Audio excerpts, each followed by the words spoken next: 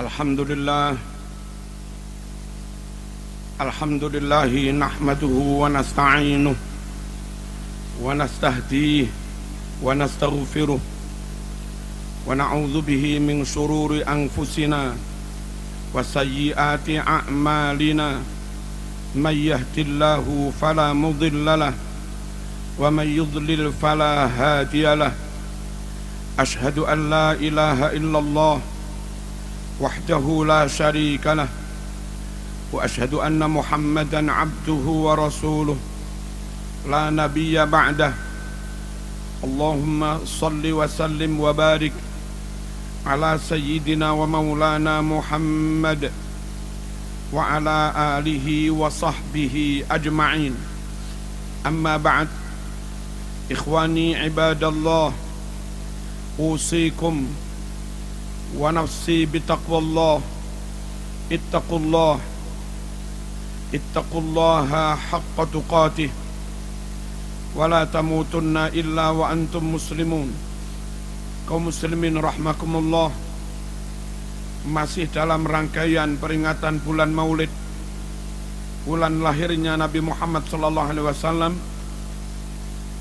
Mari kita teguhkan kembali bahwa kita benar-benar berkomitmen memegangi Al-Quran dan Sunnah. Itu harus, karena memang itu kunci keselamatan kita. Syahadatain, syahadatu tauhid, asyhadu an la ilaha illallah, syahadatul rasul, wa asyhadu anna Muhammadar Rasulullah. Dua macam syahadat itu sekaligus mengandung makna dan implikasi bahwa kita berjanji kepada Allah untuk senantiasa memegangi Al-Quran, asyhadu an la ilaha illallah, dan memegangi sunnah Rasulullah sallallahu alaihi wasallam dengan meyakini kebenarannya, wa asyhadu anna Muhammadar Rasulullah. Selanjutnya Allah juga berfirman dalam Al-Quran, ya ayyuhalladzina amanu ati'ullah wa ati'ur rasul. Hai orang yang beriman, taatlah kamu kepada Allah, pegang Al-Quran. Taatlah kamu kepada Rasul, pegang sunnah. Rasulullah sallallahu alaihi wasallam bersabda, sejatinya mentaati Rasul sama saja dengan mentaati Allah Subhanahu wa ta'ala. Man ata'ani faqad ata' Allah wa man asani faqad asallah. Siapa yang mentaati aku, sejatinya dia mentaati Allah Subhanahu wa ta'ala. Siapa yang menentang maksiat padaku, sejatinya dia juga maksiat pada Allah Subhanahu wa ta'ala. Kaum muslimin rahmakumullah, ketika Rasul menyebut al-ghuraba adalah orang-orang yang benar-benar beruntung, bejo, dunia sampai akhirat. Tuba lil ghuraba, beruntung sekali para ghuraba. Sahabat bertanya, wa manil ghuraba ya Rasulullah? Siapa al-ghuraba yang beruntung itu wahai Rasulullah? Nabi bersabda, alladzina yuhyuna ma amatatin nas min sunnati. Al-ghuraba adalah mereka yang berkomitmen menghidupkan sunnahku di saat orang-orang lain meninggalkannya. Kaum muslimin rahmakumullah, lebih lanjut Nabi juga mengatakan, taraktu fikum amrain lan tadillu ma in tamassaktum bihima, kitaballah wa sunnata rasulih.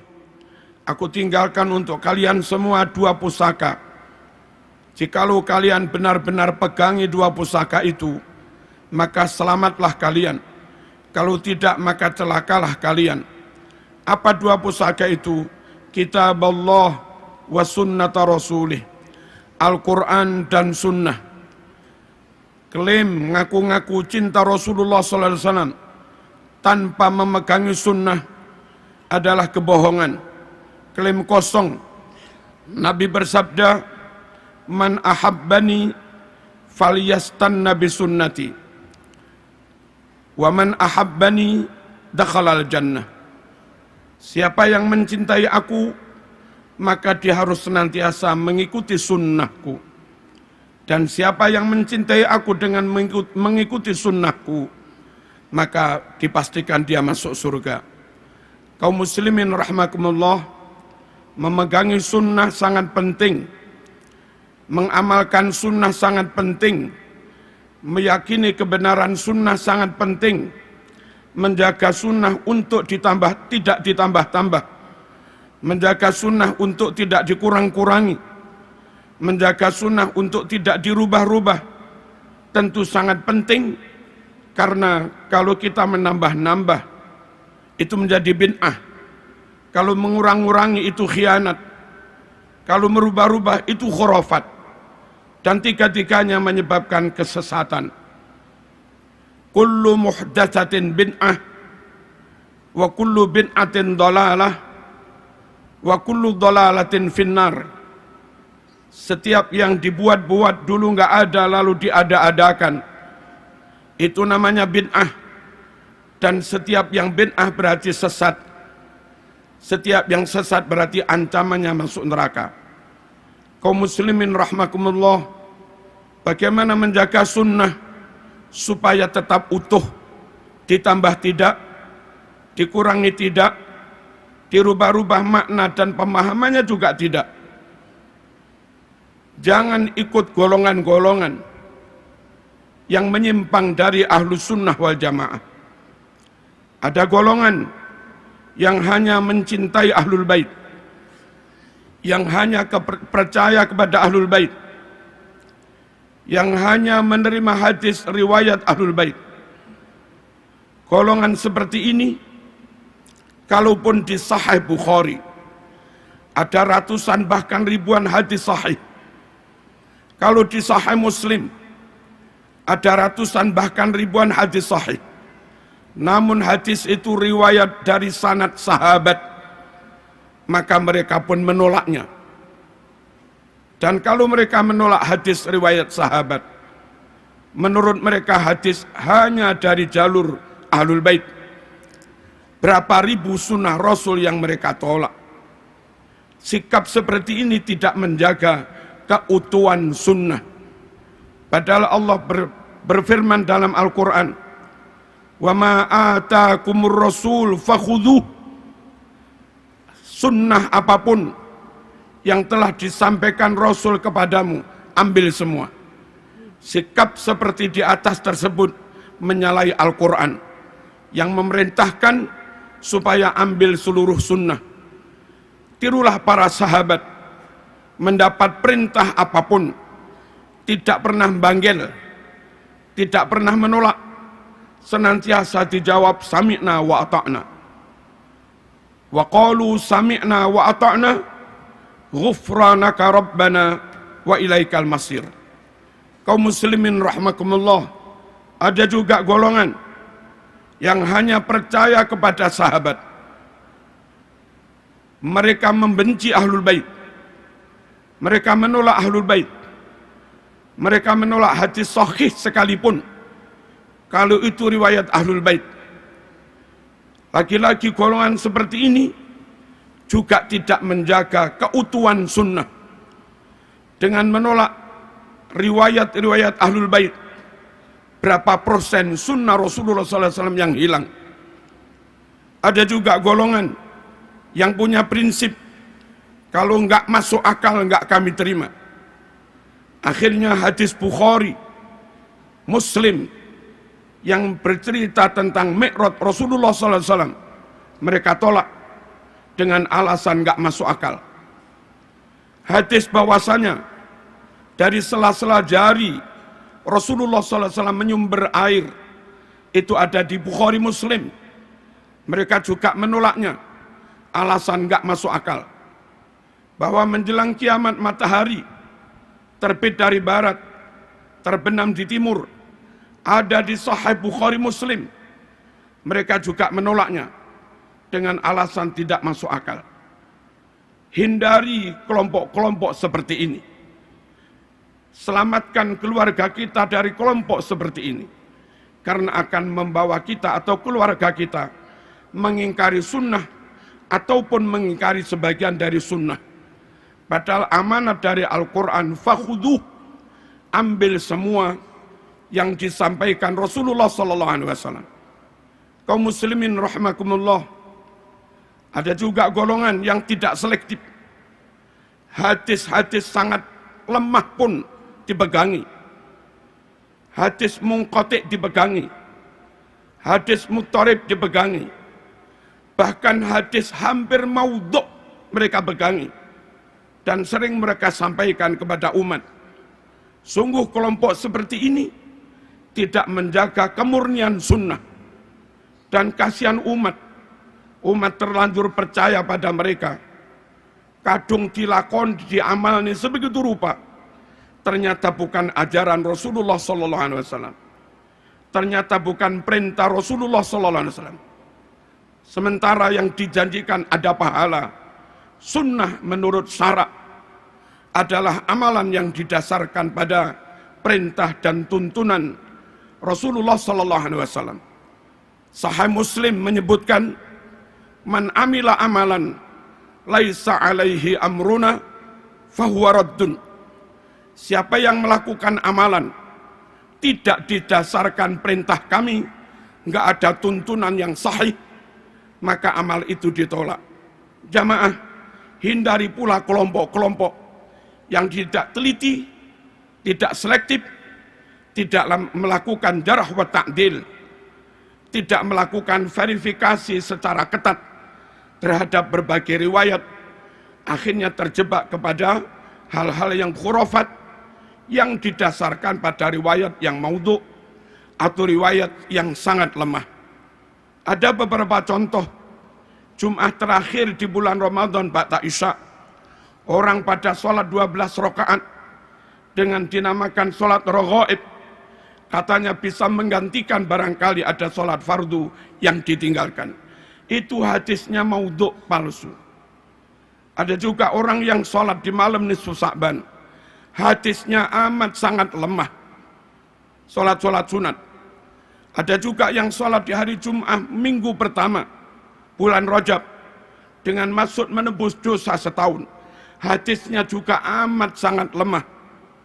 Masih banyak ustadz-ustadz ketika maulid berdalil, man azzama maulidi kuntu lahu syafi'an yaumal qiyamah. Hadis itu hampir enggak disebut dalam berbagai kitab sunnah.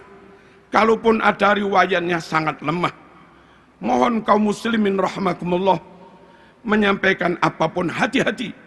Mari kita jaga sunnah. Jangan ditambah-tambah, jangan dikurang-kurang, jangan dirubah-rubah. Yang tidak sahih jangan dicampur dengan yang sahih. Kasihan umat. Di samping itu kaum muslimin rahimakumullah, supaya memaknainya tetap benar, nggak menyimpang, serahkan bagaimana memaknai Quran Sunnah kepada para ulama, kepada para kiai. Mereka lah yang mewarisi ilmu dari gurunya. Dan mereka lah yang ngaji langsung dengan kitab Bukhari Muslim asli. Bukan hanya itu, mereka juga membekali diri, melengkapi diri dengan ilmu alat. Mereka alim nahwu, mereka alim sorof, mereka alim balaghah, mereka alim mantik, mereka alim usul fikih, mereka mengerti mustalah hadis, mereka mengerti ulumil Quran, mereka mengerti gharaibul alfaz dan yang lain-lain. Yang mana ilmu-ilmu itu sangat penting untuk memastikan kebenaran pemaknaan Quran, pemahamannya, istimbatnya, ataupun penafsirannya. Yang tidak menguasai ilmu-ilmu alat, mohon jangan berani-berani menyentuh, berani menafsirkan Quran. Mungkin lafadznya masih asli, lafadz hadisnya masih asli, tapi ketika orang yang enggak melengkapi diri dengan ilmu alat dan enggak berguru, lalu menafsiri, lafadznya asli namun maknanya menyimpang dari ajaran Rasulullah SAW, dan itu juga khurafat. Dan bagi orang awam kita yang awam ini kaum muslimin, hati-hati memilih guru, Hati-hati memondokkan anak. Hati-hati memilih lembaga untuk anak-anak kita. Sekiranya terindikasi non ahlus sunnah wal jamaah, atau ngaku-ngaku ahlus sunnah tapi tidak benar-benar alim, mohon dihindari supaya anak-anak kita tidak mendapatkan riwayat yang salah, tidak mendapatkan ajaran yang salah, tidak mendapatkan ajaran yang ditambah-tambah. Penutup, Nabi berdoa, Allahumma arham khulafai. Ya Allah, rahmatilah para generasi penerusku. Sahabat bertanya, wa man khulafauka ya Rasulullah? Siapa generasi penerusmu hai Rasulullah? Nabi bersabda, alladzina yarwuna ahadisi, yaitu mereka-mereka yang menyebarkan, menyampaikan sunnah-sunnahku. Semoga sekelumit khutbah ini membuat kita semakin komitmen memegang Al-Quran dan sunnah, dan itulah kunci keselamatan kita, juga keluarga kita. Ya ayyuhalladzina amanu qu anfusakum wa ahlikum naro. Hai orang-orang yang beriman, jaga dirimu, keluargamu, jangan sampai mereka masuk neraka. Bismillahirrahmanirrahim. Wal asri innal insana lafi khusr illa alladzina amanu wa amilus solihat wa tawasaw bil haqq wa tawasaw bis sabr.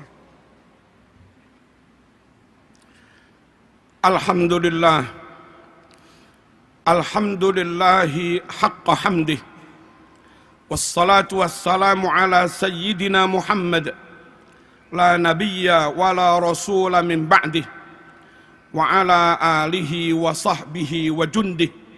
Amma ba'd, ibadallah,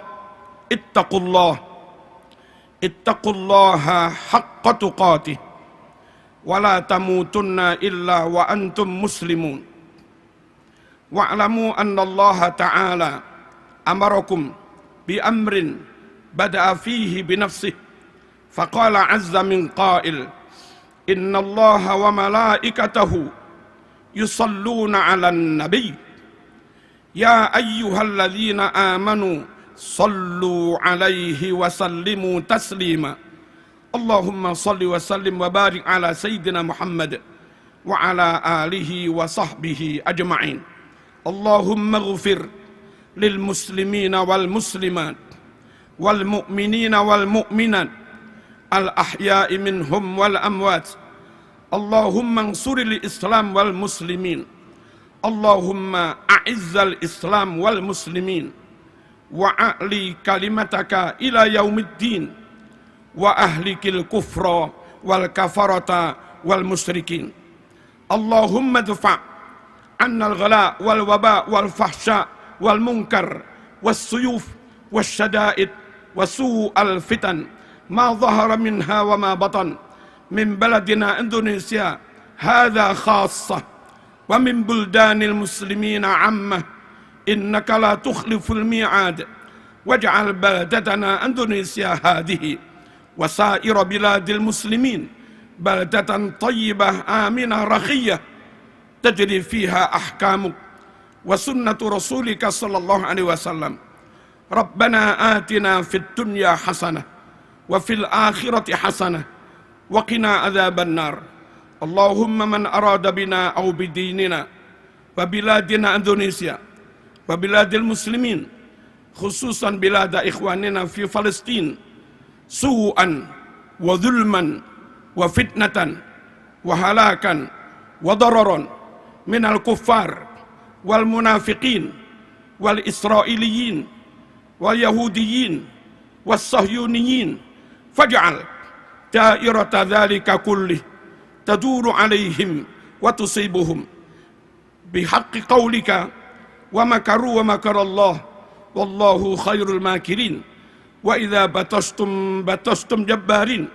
Allahumma munzilal kitab wa mujriyas sahab wa hazimal ahzab ihzimhum wansurna alaihim, ihzimil israiliyin wansuril falistiniyin alaihim. Rabbana atina fid dunya hasanah wa fil akhirati hasanah wa qina adzaban nar. Walhamdulillahi rabbil alamin. Aqimis salah.